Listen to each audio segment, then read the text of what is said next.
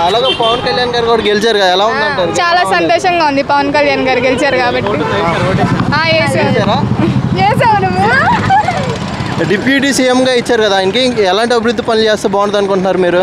అంటే ఫ్రీగా బస్సులు వేస్తే బాగుండేది. దానికి ఫ్రీ అన్నారు బస్సులు, అది డబ్బులు తీసుకుంటున్నారు.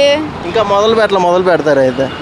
ఆ పిల్లలకి స్కాలర్షిప్లు, జాబ్స్ కూడా ఇస్తా అన్నారు. జాబ్స్ సరే అంతే. పవన్ కళ్యాణ్ గారు కూడా 21 పోటీ చేస్తే గెలిచారుగా, ఎలా ఉందంటారు గెలవడం అనేది? చాలా సంతోషంగా ఉందండి. అంటే ఒకప్పుడు పవన్ కళ్యాణ్ గారిని తిట్టారుగా, మీరు అసెంబ్లీలో కూడా అడుగు పెట్టలేరని చెప్పి అన్నారు. ఇప్పుడు అసెంబ్లీలో అడుగు పెట్టారు, ఎలా ఉందంటారు?